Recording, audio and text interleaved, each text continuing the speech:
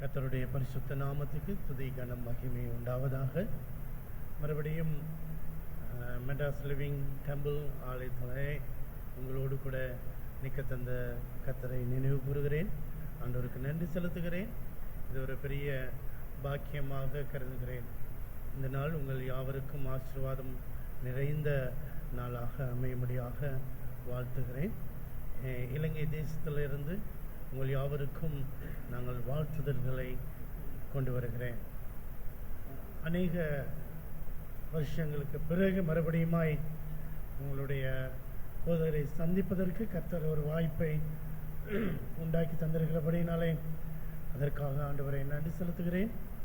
நான் பழகின மிக அருமையான நல்ல ஒரு குடும்பம், ஒரு நல்ல உறவு. நாங்கள் கண்ணீரின் பள்ளத்தாக்கிலே நாங்கள் கடந்து வந்த அந்த நாட்களிலே எங்களுக்கு ஆறுதலாய் இந்த சென்னை பட்டணத்தில் நின்ற ஒரு குடும்பம்.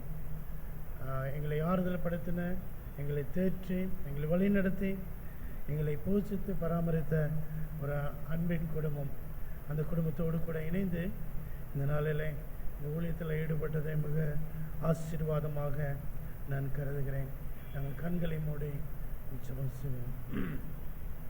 எங்களை நேசிக்கிற சர்வ வல்லமையுள்ள நல்ல கர்த்தாவே, இந்த காலை பொழுதுக்காக உமக்கு நன்றி செலுத்துகிறேன். ஆண்டவரே, காலை தோறும் உடைய கிருபை புதிதாக இருக்கிறது, அதற்காக ஸ்தோத்திரம். இந்த ஆராதனை வேளையில் ஆண்டவரே உடைய வார்த்தைக்காக நன்றி செலுத்துகிறோம்.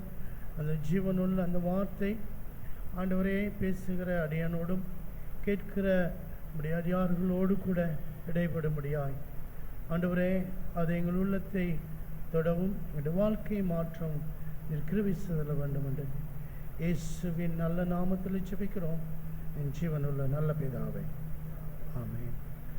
இன்றைய நாளின் தியானத்திற்காக நாங்கள் வேத பகுதியிலே புதிய ஏற்பாட்டிலே மார்க் எழுதின சுவிசேஷம் 10ஆம் அதிகாரம் 21வது வசனத்தை நாங்கள் எடுத்துக்கொள்வோம்.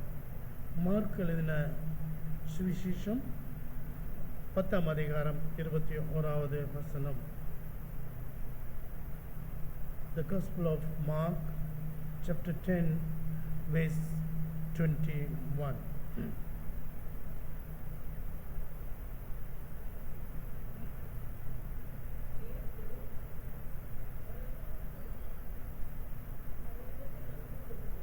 அவனிடத்தில் அன்பு கூர்ந்து, உன்னிடத்தில் ஒரு குறைவு உண்டு, நீ போய் உனக்கு உண்டானவைகளை எல்லாம் விற்று தரித்திரருக்கு கொடு, அப்பொழுது பரலோகத்திலே உனக்கு பொக்கிஷம் உண்டாயிருக்கும். பின்பு சிலுவையை எடுத்துக்கொண்டு என்னை பின்பற்றி வா என்றார். நாங்கள் அடிக்கடி கேட்ட ஒரு வார்த்தை,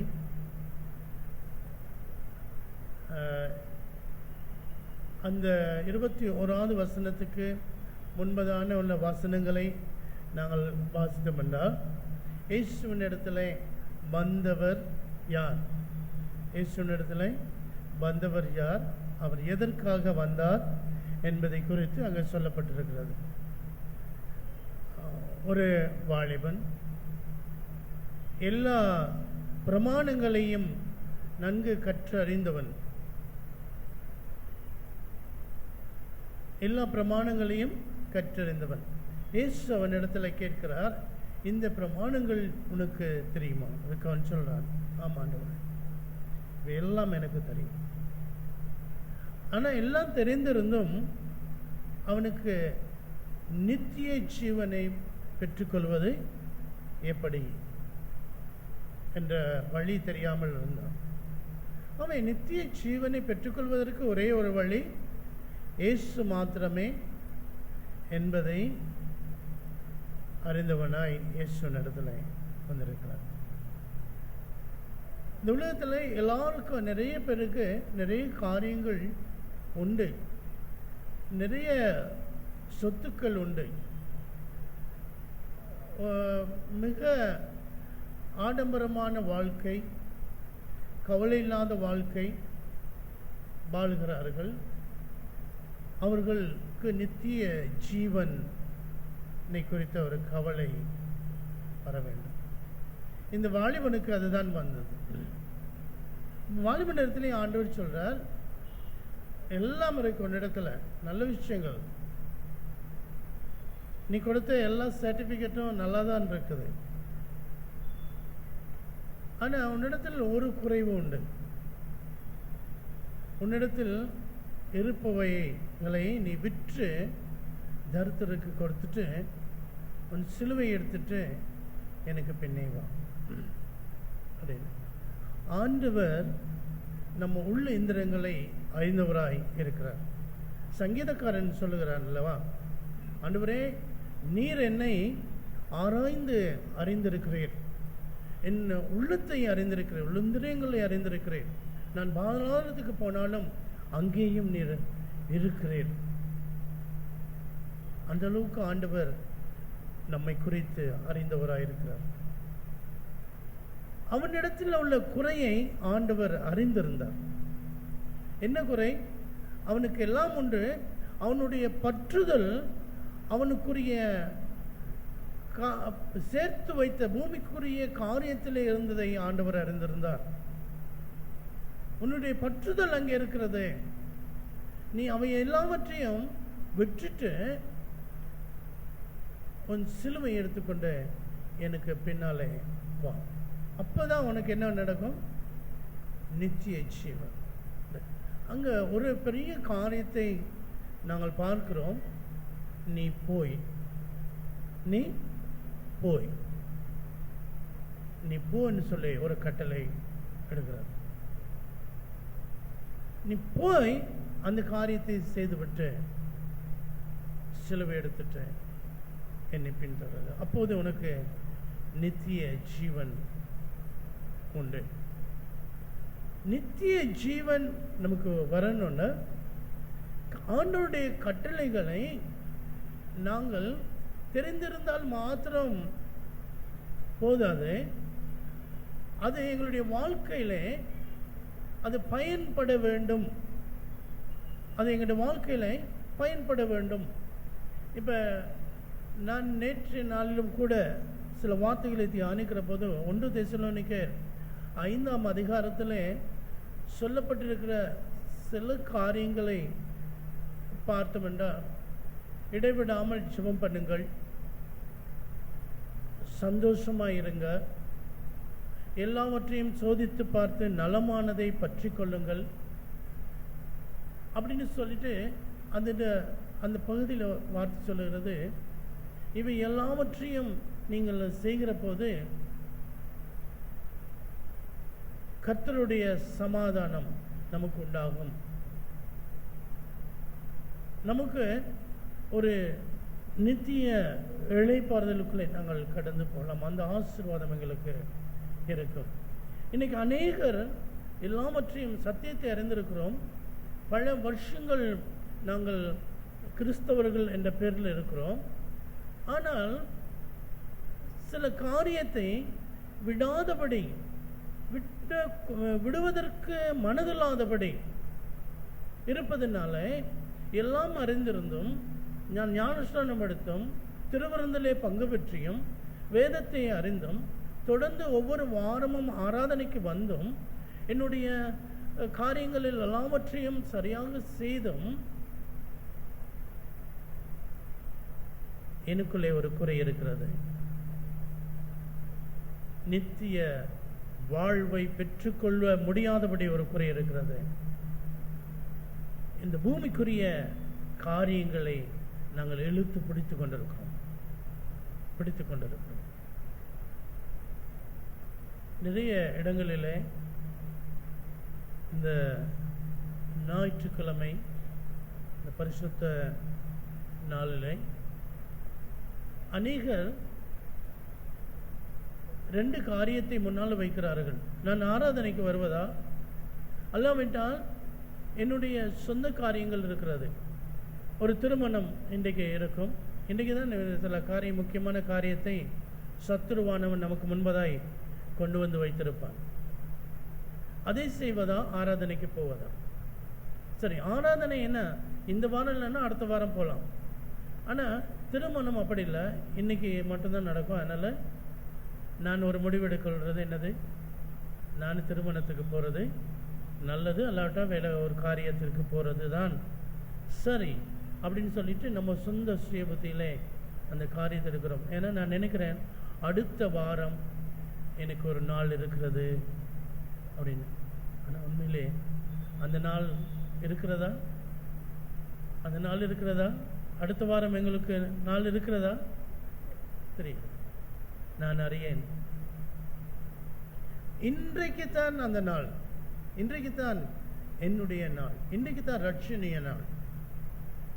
ஆகவே இந்த நாளை, அந்த வாய்ப்பை நான் இழந்து விட்டேன்.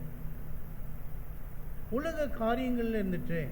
அப்போ நான் அங்கேயும் போகணும், இங்கேயும் இருக்கணும். அப்போ நான் ஒரு கிறிஸ்தவன் என்றால், நான் இயேசு கிறிஸ்துவை முழுமையாக ஏற்றுக்கொள்வேன் என்றிருந்தால் என்னுடைய வாழ்க்கையிலே அது வெளிப்பட வேண்டும், என்னுடைய செயலிலே அது வெளிப்பட வேண்டும். எத்தனை காரியங்கள் இருந்தாலும் அத்தனை காரியங்களையும் நான் தள்ளிவிட்டு ஆண்டவருடைய ஒன்று கூடுகையில் நான் இருக்க வேண்டும். அந்த இடத்தை நான் சரியாய் தேர்ந்தெடுத்து கொள்ள வேண்டும். ஆனால் அதன் இங்கே சொல்லுகிறதை நான் பார்க்கிறோம். அவன் எல்லாவற்றையும் அறிந்திருந்தான். நான் ஆண்டவர் சொல்ல, நீ போய் இந்த காரியத்தை செய்து விட்டு வாண்டு.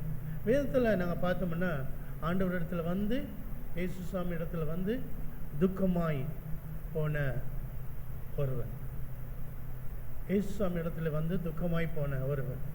ஏன்னா அவரிடத்துல வந்த எல்லாருமே சந்தோஷமாக போனாங்க, இவன் துக்கமாக போன காரணம் அவனுக்குரியதை அவன் விட்டு விட முடியாதவனாய், அந்த மனநிலை உள்ளவனாய் இருப்பதை நாங்கள் பார்க்கிறோம்.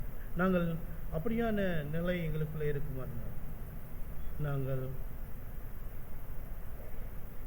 எங்களுடைய வாழ்க்கையிலே அந்த விட முடியாத காரியத்தை நாங்கள் விட்டு விட வேண்டும். அது பரலோக ராஜ்யத்தில் நான் பிரவேசிப்பதற்கு தடையாக இருக்கிற காரியமாக இருந்தால் அதை விட்டு நாங்கள் மனம் திரும்ப வேண்டும். இரண்டாவதாக, மார்க் எழுதின சுவிசேஷம் 5ஆம் அதிகாரம் 19வது வசனத்தில்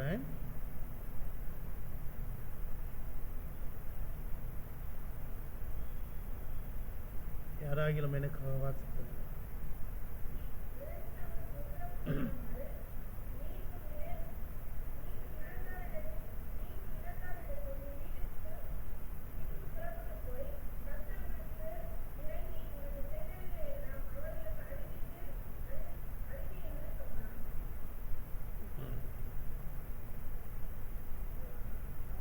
அங்கே நாங்கள் பார்க்கிறோம், இயேசு அவனுக்கு உத்தரவு கொடாமல், நீ உன் இனத்தாரிடத்தில் உன் வீட்டுக்கு போய் கர்த்தர் உனக்கு இறங்கி உனக்கு செய்தவைகளை எல்லாம் அவர்களுக்கு அறிவி என்று சொன்னார். இங்கே போ என்று சொல்லுகிற அந்த கட்டளையை நாங்கள் பார்க்கிறோம். அங்கே ஒரு கட்டளை அவனுக்கு புறப்பட்டது, நீ போய் உனக்கு உண்டானவைகளை நீ விற்று தருதற்கு கொடு. இங்கே நீ போய் அதை உன் இனத்தாருக்கு சொல்லு. அதுக்கு முதல் வசனத்தை வாசிப்பீங்களா?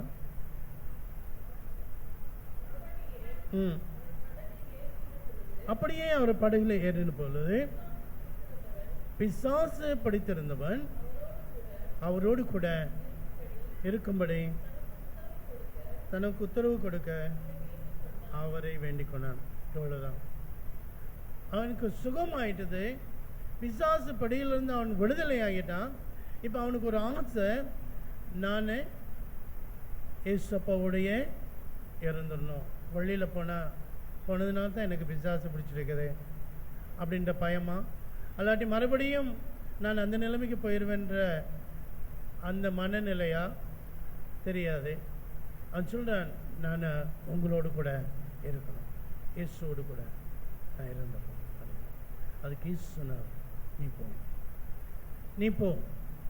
நீ போய் நீ உன்னுடைய இனத்தாருக்கு உன்னை காண்பி. அருமையான தேவச்சனமே, இந்த கால வேளையில் ஆண்டவர் நம்முடைய வாழ்க்கையில செய்த எத்தனை நன்மைகள், எத்தனை ஆசீர்வாதங்கள், அந்த ஆசீர்வாதத்திற்கு அடையாளம் நாங்கள் தான். அடையாளம் நாங்கள் தான் ஜீவனுள்ள சாட்சி, உயிருள்ள சாட்சி. இயேசு ஜீவிக்கிறார் என்பதற்கு நீங்களும் நானும் சாட்சி. ஆகவே நாங்கள் புறப்பட்டு போய் எங்களை சுற்றிலும் இருக்கிறவர்களுக்கு, எங்கள் குடும்பத்தில் இருக்கிறவர்களுக்கு, எங்கள் உறவுகளுக்கு இயேசுவை நாங்கள் சொல்ல வேண்டும். இந்த காலங்களிலே அதிகமாக இந்த சுவிசேஷ பணி நடைபெறுகிறதை நாங்கள் பார்க்கிறோம். எல்லா இடத்துலையும் பெரிய விளம்பரங்கள் எல்லாம் இருக்கிறது. ஆனால் தனிநபரை சந்திப்போமா? ஒருவரை ஒருவர் நாங்கள் சந்திக்கிறோமா? சந்திக்கிறோம். யாருக்காகிலும் ஒருவரை நாங்கள் ஒரு நாள் சந்திக்காமல் இருப்பது இல்லை. அவர்களுக்கு ஆண்டவரை நாங்கள் அறிமுகப்படுத்த வேண்டும். நீ போய் கர்த்தர் உனக்கு செய்தவைகளை நீ சொல்லு. நம்ம குடும்பத்தாரை இன்னும் எத்தனை பேர் இன்னும் ஆண்டவரை ஏற்றுக்கொள்ளாமல் இருக்கிறார்கள்? எங்களை ஆண்டவர் ஆசீர்வதித்திருக்கிறாரே, என்னை ஆசீர்வதித்திருக்கிறார், நான் மாத்திரம் ஆண்டவரை பின்தொடர்ந்தால் போதும், அவரை பற்றி கொண்டால் போதும் அப்படின்னு இருக்கிற நம்முடைய வாழ்க்கையில இயேசு நம்மோடு கூட பேசுகிறார். நீ போய் நீங்க இருக்க வேணாம், நீ என்னோட இருக்காத, நான் என்னுடைய பிரதிநிதியாய் நீ போ. நான் உனக்கு செய்ததை உன்னை புறமே தள்ளினவர்கள், இந்த பேய் பிடிச்சவன் வரான் அப்படின்னு சொல்லி உன்னை புறக்கணித்தவர்களுக்கு மத்தியிலே நீ மாறுபாடு ஒரு வித்தியாசம் உள்ளவனாய் இயேசு உன்னுடைய வாழ்க்கையிலே செய்த காரியங்களை உன்னுடைய வாழ்க்கை அடையாளமாய் நீ அவர்களுக்கு காட்டு.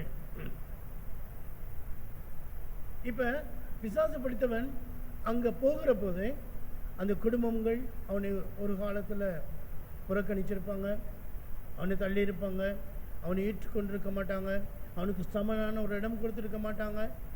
அந்த இடத்திற்கு ஆண்டவர் நீ போ,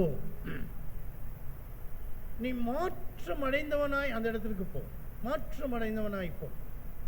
உன்னுடைய வாழ்க்கையில நீ உனக்கு ஏற்பட்டிருக்கிற மாற்றத்தை மற்றவர்கள் காணும்படியாக நீ புறப்பட்டு போ என்று சொல்லுகிறதை பார்க்கிறோம். நீ நித்திய ஜீவனை அடைய வேண்டும் என்றால் உனக்கு எல்லாம் இருக்கிறவைகளை நீ விற்று தரித்திரருக்கு கொடுத்துட்டு சிலுவை எடுத்துட்டு எனக்கு பின்னால வா. அதுக்கு ஏன் பேசாம சொல்லியிருக்கலாம் ஆண்டவர், நீ கொடுத்துட்டு வாப்பா அப்படின்னு. ஆனால் சிலுவை எடுத்துக்கொண்டு வா. உனக்குடைய பாடுகளோடு, உனக்குடைய கஷ்டத்தோடு, வெறுமையான அந்த சிலுவை எனக்காக என் இயேசு தன் ஜீவனை தந்தார். என்னுடைய பாவத்துக்காக அவருடைய பரிசுத்த இரத்தத்தை கடைசி வரையும் சிந்தினார். அந்த சிலுவை, வெறுமையான அந்த சிலுவையின் அடையாளத்தை உடையவனாய் நான் வெளியிலே வரும்படியாய் ஆண்டவர் நம்மை அழைக்கிறார். சிலுவைக்குள்ளே உங்களுக்கு தெரியும், சிலுவை என்று சொன்னாலே அது பாடுகள் நிறைந்தது. அதன் அடையாளமாய் நீ வா நித்திய ஜீவனுக்கு. ஏன்னா அது பரலோகத்துக்கு போற வழி, அது நெருக்கமான வாசல். அப்ப அந்த வாசல் இல்லை சாதாரணமான விஷயம் இல்லை. இன்னைக்கு நிறைய வேலைகளிலே நான் சிந்திப்பேன், ஆண்டவரே இவ்வளவு நன்மை செய்த உங்களை, இவ்வளவு ஆசீர்வாதத்தை உங்களை, நீங்க தானே உண்மையான தெய்வம், உங்களை மற்றவர்கள் ஏற்றுக்கொள்வதில் இவ்வளவு கடினமா இருக்கிறது. ஆனா கடினப்பட்டு கடவுளை தேடுகிறார்கள். தெரியும், இலங்கை தேசத்துல இருந்து சில வேளையில சில பக்தர் கூட்டங்கள் சில மாதங்களில் இந்தியாவை நோக்கி வந்து கொண்டிருப்பார்கள். அவர்கள் அங்கே பல பாடுகளுக்கு மத்தியிலே தன்னை சரீரத்தை ஒடுக்கி கொண்டு ஆண்டவரை கடவுளை தேடுகிறார்கள். ஆனால் நமக்காக எல்லா பாடுகளையும் அனுபவித்து நமக்கு ஒரு சொகுசான மேன்மையான வாழ்க்கையை கொடுத்திருக்கிற ஆண்டவரை நாங்கள் வெளியில் காட்டாமல் மற்றவர்கள் அறிந்து கொள்வதற்கு நாமளே தடையாக இராதபடி நாமல் அவங்களுக்கு முன்பதாய் இயேசுவை வெளிப்படுத்துகிறவர்களாய் இருக்க வேண்டும். அதற்கு ஆண்டவர் எங்களை அழைத்தார். அழைத்து ஆண்டவர் என்னோடு கூட நீங்கள் இருங்கன்னு சொல்ல, நீங்கள் புறப்பட்டு போ, நீ போ என்று சொல்லுகிறார். நாம் அந்த காரியத்தை தாமதியாதபடி செய்யக்கூடியவர்களாக இருக்க வேண்டும். ஏன்னா என்னுடைய மாற்றத்தை என்னோடு கூட இருக்கிறவர்கள் காண வேண்டும், என்னோடு கூட இருக்கிறவர்கள் காண வேண்டும், இல்லைண்டா முடியாது.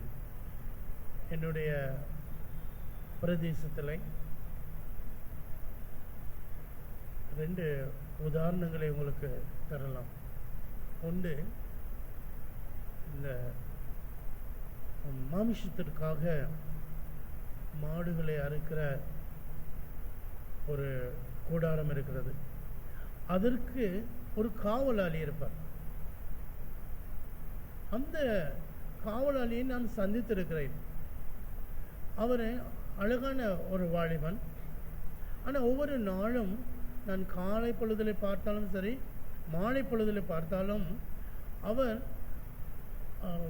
போதை நிறைந்தவராக இருப்பார்.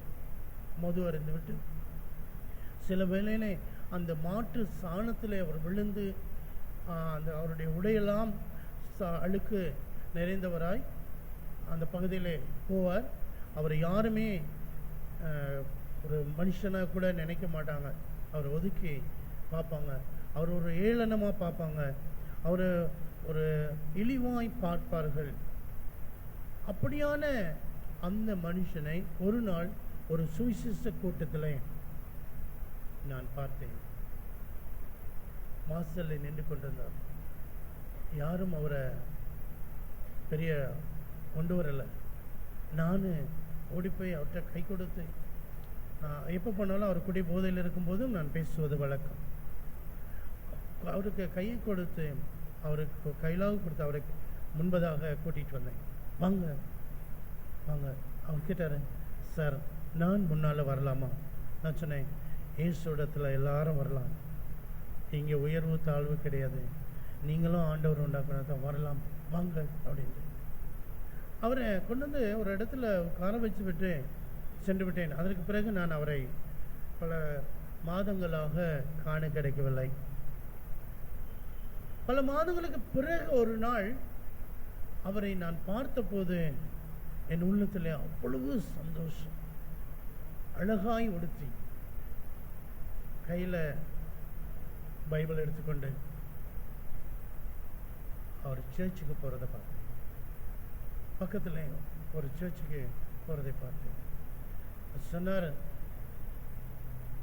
நான் ஆண்டவரை ஏற்றுக்கிட்டேன், கர்த்தர் என்னை முழுவதுமாய் மாற்றினார் அப்படின்னு சொல்லி.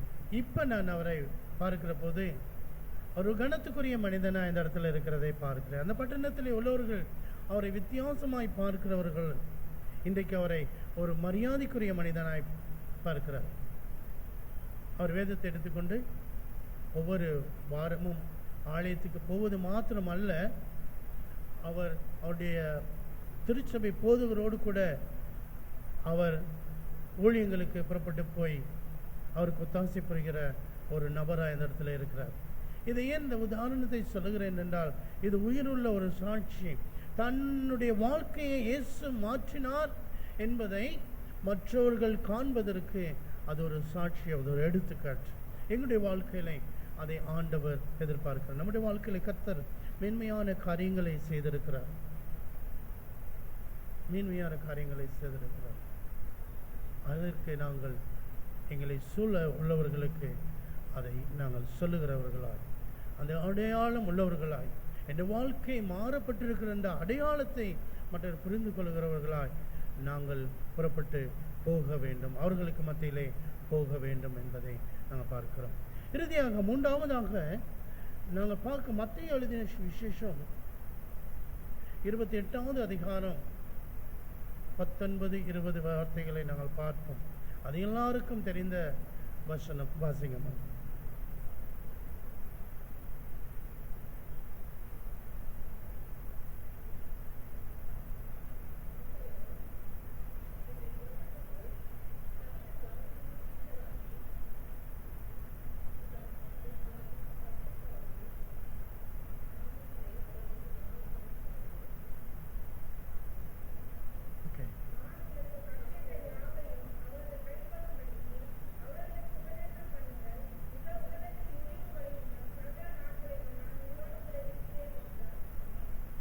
ஆமென்.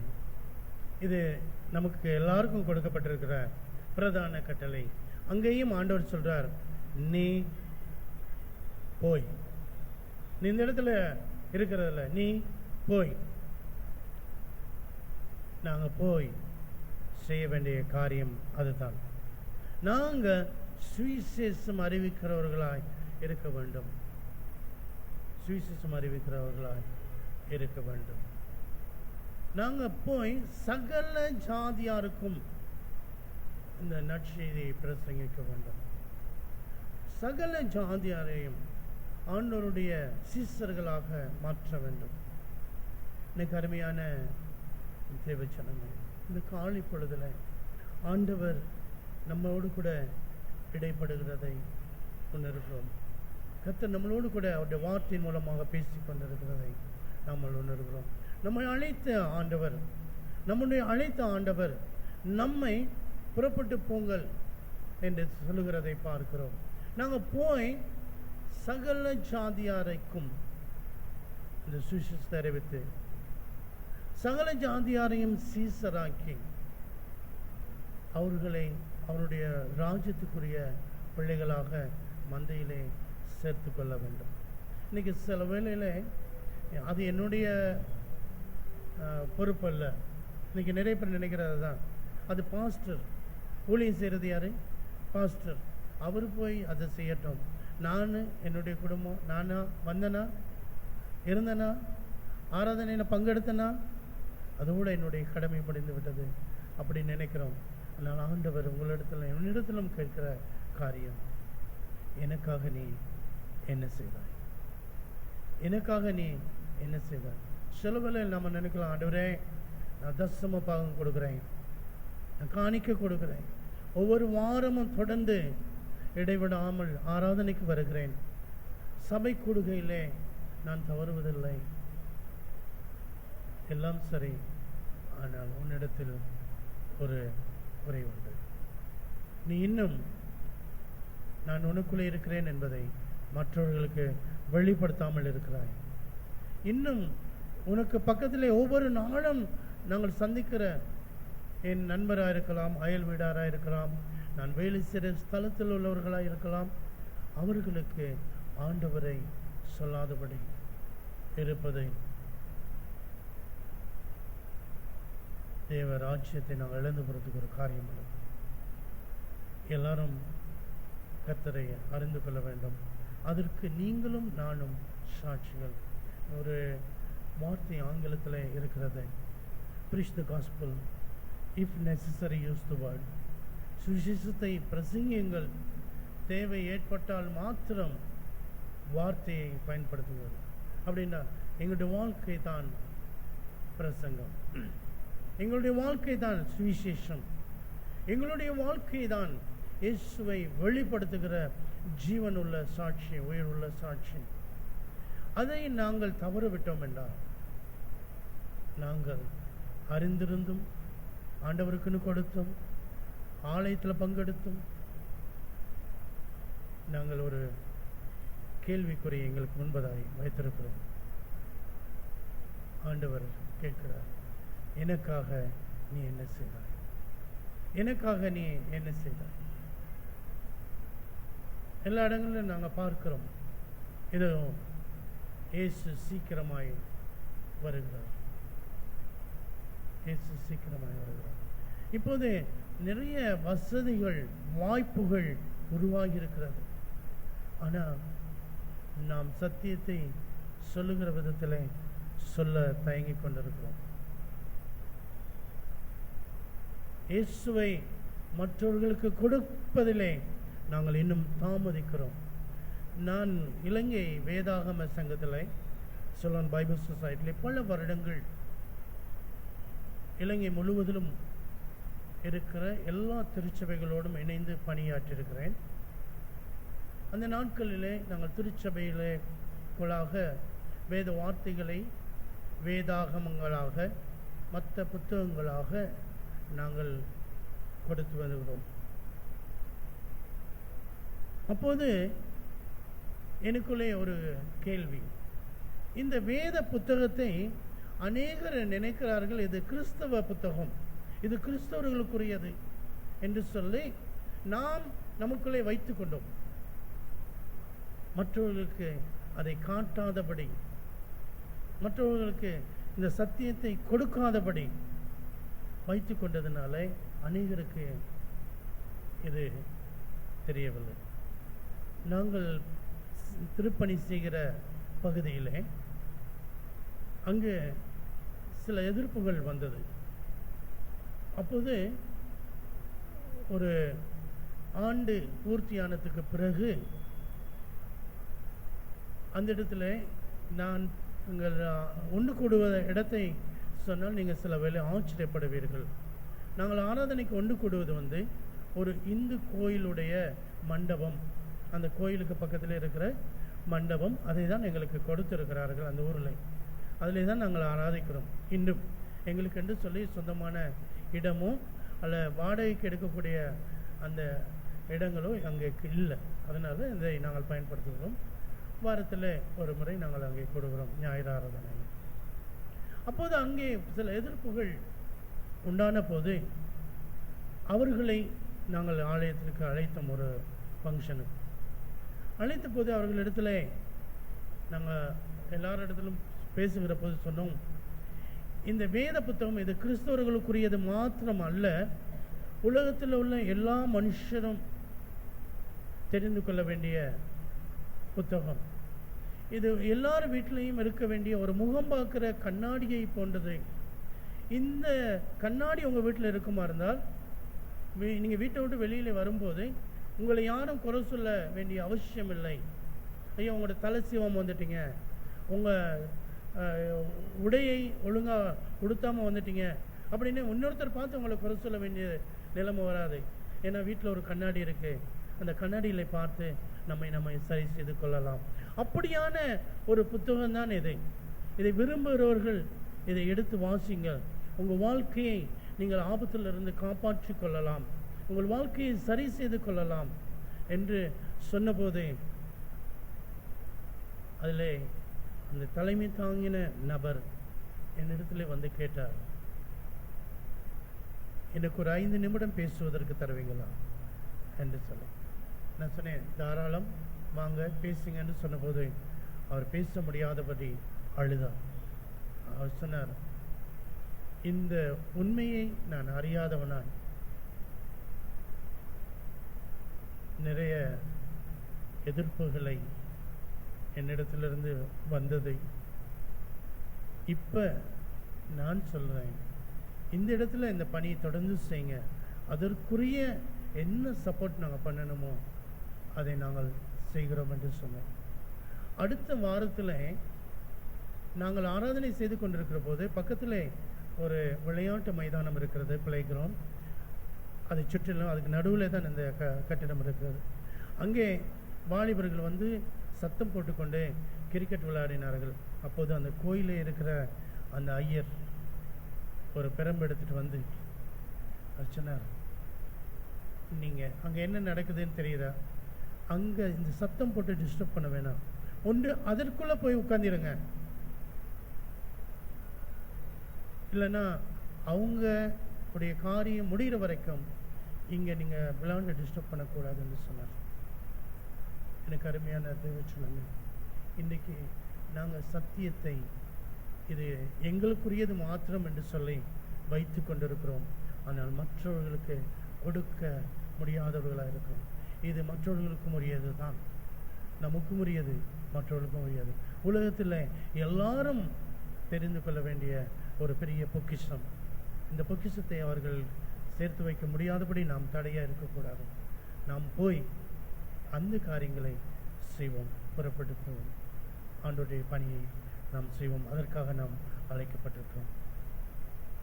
நம்முடைய ஆண்டவராகிய இயேசு கிறிஸ்து தானே உங்களை இந்த வார்த்தைக்குள்ளாக திடப்படுத்தி பலப்படுத்தி ஆசீர்வாதத்தோடு நடத்துவாராக.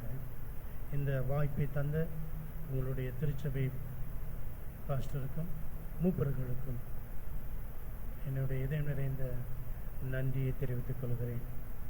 ஆமென். தேவனுக்கே மகிமை உண்டாவதாக.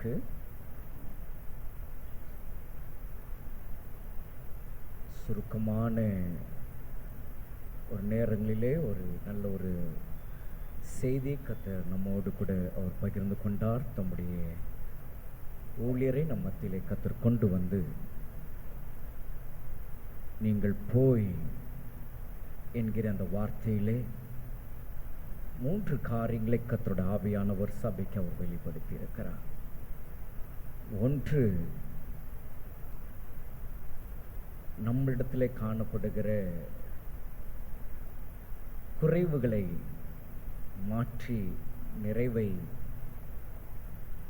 சரி செய்யும்படியான ஒரு காரியத்திலே நீங்கள் போய் என்று அந்த வார்த்தையை கொண்டு கர்த்தர் நம்மோடு பேசினார். இரண்டாவது, அவர் நமக்கு செய்தவைகளை மற்றவர்களுக்கு அறிவிக்கும்படி நீங்கள் போய் என்று கர்த்தர் நம்மோடு கூட பேசியிருக்கிறார். நம்முடைய வாழ்க்கையிலே அவர் நமக்கு செய்தவைகள் எண்ணற்ற காரியங்கள், ஏராளமான காரியங்கள்.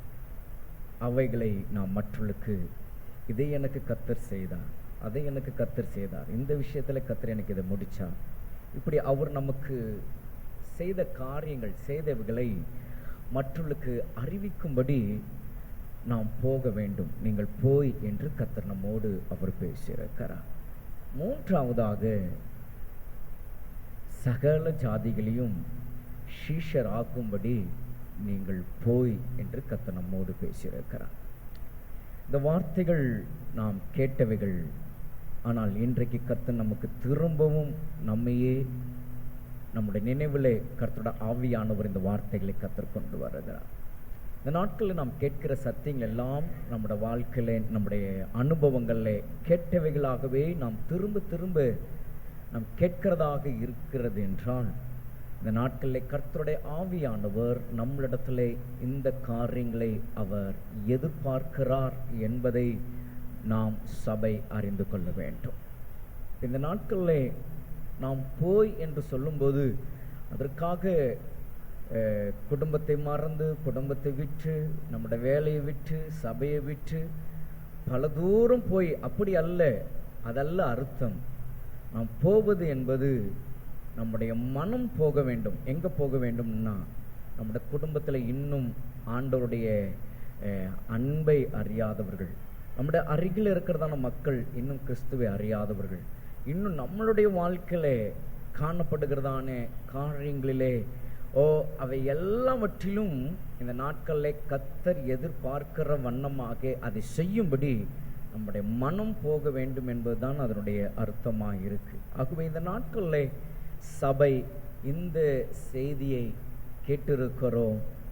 நாம் போய் நம்முடைய காரியங்களையும் கர்த்தர் நமக்கு செய்தவைகளையும் ஜாதிகளை சீஷராக்குகிறதையும் இந்த ஒரு அனுபவத்திற்குள்ளாக இந்த நாட்களில் கர்த்தருடைய ஆவியானவர் நம்மை நடத்தும்படி அவர் விரும்புகிறார்.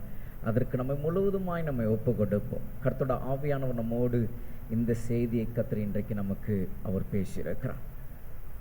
மத்தேயு சுவிசேஷம், மார்க்கு சுவிசேஷம், லூக்கா சுவிசேஷம், இந்த 3 சுவிசேஷங்களில் சொல்லப்பட்ட இந்த அனுபவங்கள் எல்லாம் நீங்கள் இந்த வேதத்தினுடைய கடைசி புஸ்தகமாகிய வெளிப்படுத்தின விசேஷத்தில் நீங்கள் பார்ப்பீர்கள் என்றால், அங்கே சொல்லப்பட்டிருக்கிறதான 7 சபைகளுக்குள்ளாக இப்போ நாம் கேட்ட இந்த 3 காரியங்களையும் அங்கே அவர் அந்த 3 சபைகளுக்குள்ளாக சொல்லி வைத்திருக்கிறதை நாம் பார்க்க முடியும். அப்படி என்றால் என்ன? அந்த 7 சபைகளுக்குள்ளாக இந்த 3 விஷயங்கள், இப்போ நம்ம பார்த்தது ஒவ்வொரு சுவிசேஷங்களிலே நம்ம பார்த்தோம். இந்த 3 சுவிசேஷங்களை பார்த்த காரியங்கள் வேதத்தினுடைய கடைசி புஸ்தகமாகிய வெளிப்படுத்தின விசேஷத்தில் சொல்லப்பட்டிருக்கிறதான 7 சபைக்கு கர்த்தர் அங்கே யோவான் மூலமாக வெளிப்படுத்தி நமக்கு கொடுத்திருக்கிறதை நாம் அங்கே பார்க்க முடியும். அப்படியானால் இன்றைக்கு கர்த்தருடைய ஆவியானவர் தம்முடைய தாசனை மறைத்து பேசின இந்த வார்த்தைகள், ஆங்காங்கே வைத்த வார்த்தைகளை என் அப்பன் இயேசு 7 சபைக்கு நேராக கர்த்தர் கொண்டு வந்திருக்கிறார் என்றால், இன்றைக்கு நாம் சிந்தித்து பார்க்க வேண்டும். இன்றைக்கு நாம் யோசித்து பார்க்க வேண்டும். இந்த நாட்களில் கர்த்தர் நமக்கு கொடுத்திருக்கிற நேரங்கள், சமயங்கள், காலங்கள், இவைகளை நாம் எப்படியாய் நாம் செலவிட்டு கொண்டிருக்கிறோம் என்று மிக அழகாக ஒரு காரியத்தை அவங்க சொன்னாங்க. நமக்கு அடுத்த ஞாயிற்றுக்கிழமை இருக்கு, ஆகவே நம் அடுத்த ஞாயிற்றுக்கிழமை நம் ஆராதனைக்கு போகலாம் என்று சொல்லி அநேகர் இந்த நாளை அதை அசட்டையாய் விட்டு விடுகிறார்கள். ஆனால் அதில் சொல்லும்போது அடுத்த ஒரு வார்த்தை சொன்னாங்க, அடுத்த வாரம் நமக்கு இருக்கா அப்படின்னா அது ஒரு கேள்விக்குறிதான். அடுத்த நாள் நாம் பிறப்பது அறியாயோ என்று வேதம் சொல்லுகிறது. கர்த்தருடைய நாமத்திற்கு மகிமை உண்டாவதாக. ஆக பிரியமானவர்களே, கர்த்தர் நமக்கு கொடுத்திருக்கிற இந்த நாள், இந்த நேரம், இந்த வினாடி நாம் கர்த்தருக்காக நாம் வாழ்ந்து மற்றவர்களை கர்த்தருக்காக வாழும்படி நாம் செய்ய இன்றைக்கு நம்முடைய மனம் போகுமானால் பரலோகத்தில் மிகுந்த பலன் நமக்கு வைக்கப்பட்டிருக்கிறது என்பதை நாம் மறந்து போக வேண்டாம். அதை தான் வேத புஸ்தகத்தில் வெளிப்படுத்தலை கடைசி அதிகாரத்தில் வேதம் சொல்லுகிறது, அவன் அவன் கிரியைக்கு தக்கதாக என்னோடு கூட அவனோட பலன் வருகிறது என்று. அப்போ நம்முடைய கிரியை இந்த நாட்களில் நம்முடைய மனம் போய் இன்றைக்கு கேட்ட அந்த 3 அனுபவங்களின்படி செய்யும்படியாக நாம் நம்முடைய இருதயத்தை நாம் கொடுக்கும்போது கர்த்தர் நிச்சயமாய் உங்களை இந்த நாட்களில் ஆசீர்வதித்து நடத்த அவர் உண்மையிலவராக இருக்கிறார். இன்னொரு விதத்தில் இதை நீங்கள் யோசிச்சு பார்த்தீங்கன்னா, இந்த 3 காரியங்களை நீங்கள் போய் அப்படி என்றால் உங்களுடைய மனம் இந்த 3 காரியங்களை செய்யும் போது இன்னொரு விதத்தில் உங்களுக்குன்னு கர்த்தர் வைத்திருக்கிற அந்த ஆசீர்வாதங்கள், உங்களுக்குன்னு கர்த்தர் நியமித்திருக்கிற அவருடைய மகிமையான அந்த ஆசீர்வாதங்கள், நன்மையை, கிருபையை கர்த்தர் உங்களுக்கு வர்ஷிக்க பண்ண அவர் உண்மையிலவராக இருக்கிறார். நீங்கள் இந்த ஒவ்வொரு காரியத்தையும் செய்யும்போது நீங்கள் நினைச்சே செய்வீங்களாம், ஒன்றை நீங்கள் யோசித்து செய்யலாம், நீங்கள் உங்கள் மனதில் நீங்கள் கொண்டு வந்து செய்யலாம். என்னன்னா, நான் இந்த காரியத்தை என் மனம் செய்யும்போது, என் மனம் போகும்போது எனக்குரியதை, என்னுடைய ஆசீர்வாதத்தை கர்த்தர் எனக்கு கொடுக்க அவர் ஆயத்தமாக இருக்கிறார் என்பதை நீங்கள் அறிந்து கொள்ளலாம். எந்த ஒரு கர்த்தரோட பிள்ளை இன்றைக்கு கர்த்தர் சொன்ன இந்த காரியங்கள் 3ஐயும் செய்கிறார்களோ அவர்களுக்கு பின்னாக அவர்களுக்கென்று கர்த்தர் வைத்திருக்கிற அந்த ஆசீர்வாதத்தை கர்த்தர் அவர்களுக்கு கொடுத்து அவர்கள் சம்பூர்ணமாய் வாழ, அவர்கள் சுகமாய் ஜீவிக்க கர்த்தர் அவர்களுக்கு உதவி செய்ய அவர் நல்ல ஆண்டவராயிருக்கிறார். ஆகவே தான் இன்றைக்கு கர்த்தரோட ஆவியானவர் நம்மோடு கூட அவர் பேசியிருக்கிறார். நீங்கள் போய் இந்த காரியங்கள் எல்லாம் சரி செய்யுங்கள் என்று. அப்போ இந்த நாட்கள் கடைசி காலம், நாம் சரி செய்ய, இந்த நாட்களில் சரி செய்வதற்கு இந்த வேலை கர்த்தருடைய கரத்தில் நம்மளுடைய இருதயத்தை நாம் ஒப்பு கொடுக்க, நாம் இருக்கிற இடத்துல நாம் எழுந்து நிற்போம். கர்த்தர் நம்மை ஆசீர்வதிப்பாராக. உண்மையாகவே இந்த நாளிலே நம் நடுவிலே கடந்து வந்து கர்த்தருடைய வார்த்தையை பகிர்ந்து கொடுத்து அருமையான அங்கிள் அவர்களுக்கு மறுபடியுமாக நம்முடைய திருச்சபையின் சார்பிலே எங்களுடைய வாழ்த்துதல், எங்களுடைய நன்றி நாங்கள் தெரிவித்துக் கொள்ளுகிறோம். தொடர்ந்து அங்கிளுக்காக, அவருடைய குடும்பத்திற்காக, அவருடைய ஊழியங்களுக்காக நீங்கள் உங்கள் ஜெபங்களிலே நீங்கள் ஜெபியுங்கள். கர்த்தர் அவர்களை அதிகமாய் கர்த்தர் ஆசீர்வதிப்பாராக. இந்த நாளிலும் கர்த்தருடைய சமூகத்தில் நாம் கடந்து வர, கர்த்தருடைய பிரசன்னத்திற்குள்ளாக ஒவ்வொரு பகுதியும் கர்த்தருடைய ஆவியானவர் நம்மை ஆவிக்குள்ளாக கர்த்தர் நம்மை நடத்தி அவருடைய வார்த்தையை நாம் கேட்கும்படியாக, நாம் பலப்படும்படியாக, சமாதானத்தோடு கூட நாம் திரும்பி போகும்படி கர்த்தர் நம்மோடு இந்த வேளையிலே அவர் இடைப்பட்டிருக்கிறார். அந்த நல்ல தேவனுக்கு நம்முடைய கரங்களை தட்டி மனதார நம்முடைய வாழ்த்துதலை, நம்முடைய துதி ஸ்தோத்திரங்களை அவருக்கு நாம் ஏறெடுப்போம். கர்த்தர் உங்கள் ஒவ்வொருவரையும் கர்த்தர் சமாதானத்தோடு ஆசீர்வாதத்தோடு கர்த்தர் வழி நடத்துவாராக. கண்களை மூடி நாம் செபிப்போமாக. பரிசுத்தமுள்ள எங்கள் அன்பின் பரலோக பிதாவே, இந்த மகிமையான இந்த பரிசுத்த ஆராதனையிலே உம்முடைய நாமம் மகிமைப்படும்படி உம்முடைய சமூகத்திலே எங்களை கர்த்தர் கொண்டு வந்து கர்த்தர் நீர் மகிமைப்பட்டதற்காக ஸ்தோத்திரம். ஒவ்வொரு பகுதியும் கர்த்தருடைய ஆவியானவர் எங்களை ஆவிக்குள்ளாக நீர் எங்களை நடத்தினதற்காக ஸ்தோத்திரம். ஒவ்வொரு பகுதியும் கர்த்தர் நீர் மகிமைப்பட்டதற்காக ஸ்தோத்திரம். உம்முடைய வார்த்தை நீர் எங்களுக்கு தந்தீரே. இந்த நாட்களில் நாங்கள் போக வேண்டிய காரியங்களிலே நாங்கள் செய்ய வேண்டியதை கர்த்தர் இன்றைக்கு நீர் எங்களுக்கு போதித்திருக்கிறேன். ஆம், இந்த வார்த்தைகளுக்காக நாங்கள் மனதார நாங்கள் ஸ்தோத்திரிக்கிறோம். இந்த நாட்களிலே நீர் எங்களிடத்திலே எதிர்பார்க்கிறதை நீர் எங்களோடு கூட நீர் பேசியிருக்கிறீர். சபையை நீ நேசிக்கிறபடியினாலே, சபையின் மேல் நீர் கவனம் உள்ளவராய் இருக்கிறபடியினால், சபையை உம்முடைய வருகைக்கு உம்முடைய வருகையை நீர் எடுத்துக்கொள்ளும்படி இருக்கிறபடினால், உம்முடைய வருகையிலே சபை கரை திரை இல்லாமல் பழுதொன்றும் இல்லாமல் நீர் உம்முடைய சித்தம் நிறைவேறும்படி இந்த நாட்களிலே உம்முடைய ஜனங்கள் உம்முடைய பிள்ளைகளுடைய வாழ்க்கையிலே உம்முடைய சித்தம் நிறைவேறும்படியாக உம்முடைய வார்த்தையை கத்த நீர் எங்களுக்கு தந்தபடி ஆழமுக்கு ஸ்தோத்திரம். ஆம், எங்களிடத்துல இருக்கிற குறைவுகளை மாற்றி நிறைவுள்ளவர்களாய் நாங்கள் மாற இந்த நாட்களில் கத்த நீர் எங்களுக்கு செய்தவைகள் எல்லாம் நாங்கள் அறிவிக்கிறவர்களாக நாங்கள் மாற இந்த நாட்களிலே சகல ஜாதிகளுக்கும் கத்த நீர் எங்களை வைத்திருக்கிற இடத்திலே, சமுதாயத்திலே, வேலை இடத்திலே, எங்கள் பிரயாணங்களிலே, எங்கள் சபையிலே நாங்கள் சீஷர்களை உருவாக்கத்தக்கதாக நாங்கள் மாற இந்த நாட்களில் கர்த்தர் எங்களை உற்சாகப்படுத்தும்படி நீர் எங்களை தட்டி கொடுக்க வண்ணமாக நீர் எங்களுக்கு தந்த இந்த வார்த்தைக்காக நாங்கள் நன்றி செலுத்துகிறோம். இந்த வார்த்தைகளை சுமந்து வந்து எங்கள் நடுவில் பகிர்ந்து கொடுத்து அங்களுக்காக நாங்கள் செபிக்கிறோம். கர்த்தர் நீர் அவர்களை ஆசீர்வதிப்பீராக.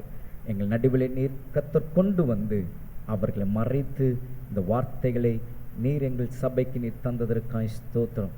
இந்த வார்த்தைகளை உலகெங்கும் சோசியல் மீடியா மூலமாக கேட்ட பிள்ளைகள் ஒவ்வொருவரையும் கர்த்தர் நீர் உடைய வருகைக்கு நீர் ஆயத்தப்படுத்தத்தக்கதாக ஒவ்வொரு நடுவிலும் கர்த்தர் நீர் இடைப்பட்டதற்காய் ஸ்தோத்திரம்.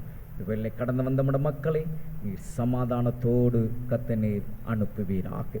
உங்கள் சமூகம் முன்னும் பின்னுமாக இருந்து கர்த்தர் பாதுகாத்து பத்திரமாய் கர்த்தர் கொண்டு சேர்ப்பீராக. எல்லாவற்றையும் உடைய கரத்திலே நாங்கள் ஒப்புக் கொடுக்கிறோம். எல்லா துதி கன மகிமை யாவும் ஒருவருக்கே நாங்கள் எடுக்கிறோம். இரட்சகர் இயேசு கிறிஸ்துவின் வல்லமுள்ள நாமத்தில் இந்த பரிசுத்த ஆராதனை நாங்கள் ஏறெடுக்கிறோம். ஜீவனுள்ள நல்ல பிதாவே, ஆமென். நம்முடைய பிதாவாகிய தேவனுடைய அன்பும் கர்த்தராகிய இயேசு கிறிஸ்துவினுடைய கிருபையும் பரிசுத்த ஆவியானவருடைய அந்யோன்யமும் சமாதான வழி நடத்துதல் இன்றும் என்றும் சதா காலம் நம் அனைவரோடு கூட என்றும் தங்கியிருப்பதாக. ஆமென். கர்த்தர் உங்களை ஆசீர்வதித்து உங்களை காக்க கடவர். கர்த்தர் தம்முடைய முகத்தை உங்கள் மேல் பிரகாசிக்க பண்ணி உங்கள் மேல் கிருபையாயிருக்க கடவர். கர்த்தர் தம்முடைய முகத்தை உங்கள் மேல் பிரசன்னமாக்கி உங்களுக்கு சமாதானம் கட்டளிட கடவர். என் ஆத்துமாவே கர்த்தரை ஸ்தோத்திரி, என் முழு உள்ளமே என்னோட பரிசுத்த நாமத்தை ஸ்தோத்திரி. என் ஆத்துமாவே கர்த்தரை ஸ்தோத்திரி, கர்த்தர் செய்த சகல உபகாரங்களையும் மறுவாதே. ஆமென், ஆமென், ஆமென். உங்களோ ஒவ்வொருவரையும் கர்த்தர் ஆசீர்வதிப்பாராக. உங்களோ ஒருவருக்கும் shalom. God bless you. Praise the Lord.